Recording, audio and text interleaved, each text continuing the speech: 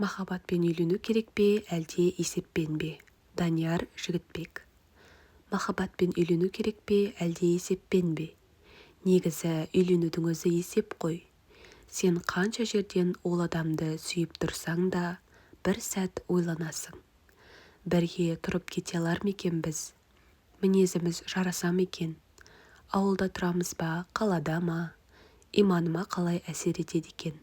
Тағы басқа деп. Бұл жақсы есеп. Яғни үйленетін кезде есептің болуы жаман нәрсе емес асылында. Жүректі тыңдап, ақылға жүгіну деген осы. Мен өз оқиғамды айтып берейін. Мен болашақ жарымды алғаш рет бір оқырмандар клубының жиналысында көрдім. Ол тұрып сөйлей бастағанда жүрегім басқаша соға бастады. Бір химия жүріп өткендей, дейді ғой, сондай бір сезім туды. Мұны ғашықтық дейміз бе, жақсы көру дейміз бе, білмеймін. Әйтеуір іште бір жылы сезім пайда болды. Бұрыннан іздеп жүрген нәрсемді тапқандай болдым. Бірақ бұл үйлене берсең болады дегенді білдірмейді.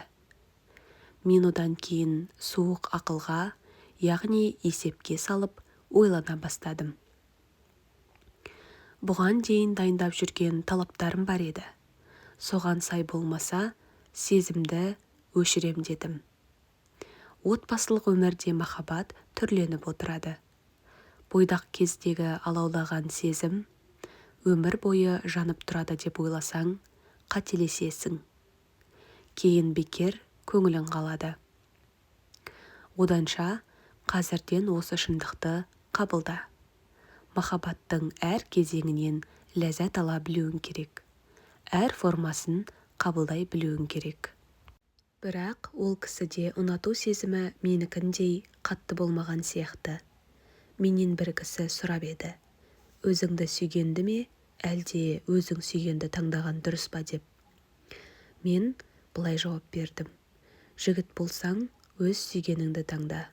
Қыз болсаң, өзіңді сүйгенді таңда. Қателеспесем, Ақұштап Бақтыгереева апамыз осы жайлы былай жырлаған еді. Болмау керек сүюдің жолы жаңа, қыз үлесі қашанда болу ана.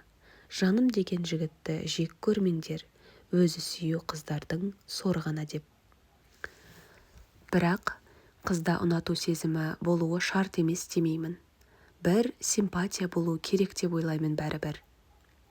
Былай айтайыншы, бастысы жек көрмесе болды. Негізі бұл сезім кейбір қыздарға ұнамауы мүмкін. Бірақ сонда да айтайын, жігіт ұнату мәселесінде қатты келеді.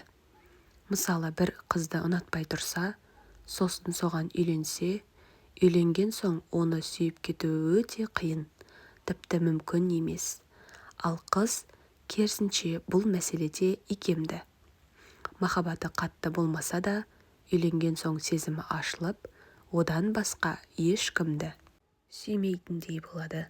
Тіпті басында ұнатпай тұрған жігітін де кейін сүйіп кетуі мүмкін. Ондай мысалдарды көп көрдім. Жақсы көріп үйленуде проблема жоқ. Проблема кімді жақсы көруіңде. Жүрекке әмір жүрмейді деп жатады ғой. Негізі жүрек терезе сияқты. Жолмаған терезеден әлемге қарасаң, сен жақсы көрмейтін нәрсені жақсы көріп қалуың мүмкін. Сорақысы, сен ешкімді жақсы көрмеуің де мүмкін. Себебі барлық әлем кір боп көрінеді саған. Шешім, терезеңді жу, яғни жүрегіңді тазала, дүниетанымыңды өзгерт. Сосын бір тауға, бірі бауға үйде бірнеше терезе болады ғой. Бірі қарап тұрады. Сен қай терезеден қай жаққа қарайтыныңды өзің таңдайсың. Сәйкесінше сол бейнеден өзіңе керегіңді табасың. Демек біздің кімді жақсы көріп қалатынымыз да о бастан өзімізге, өз шешімімізге байланысты болып тұр ғой. Түсіндіре алдым ба? Мысалы, бір діндар жігіттерді білем. Олар үшін болашақ жарының орамал тағуы, хиджабта болуы маңызды. Олардың фокусы сондай қыздарда. Олар жақсы көрсе, шариғат шәлісін киген қыздарды ғана жақсы көріп қалуы мүмкін. Жаулықсыз қыздарға назар аудармайды да.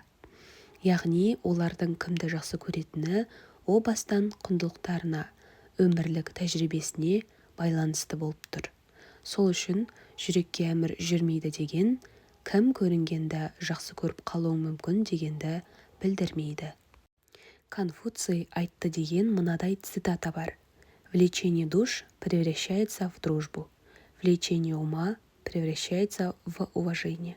Влечение тел превращается в страсть. И только все вместе может превратиться в любовь. Қазақшалап көрейін. Жанның құштарлығы достыққа, ақылдың құштарлығы құрметке, тәннің құштарлығы құмарлыққа айналады. Үшеуі түйіскенде махаббатқа айналады. Ой жүгіртіп көрші. Сенің түп санаңда болашақ жарыңның ақылы, жаны һәм тәніне қатысты ойлар жатуы мүмкін. Кинодан, кітаптан, қала берді өмірден көрген образдар түп санаға еніп алады.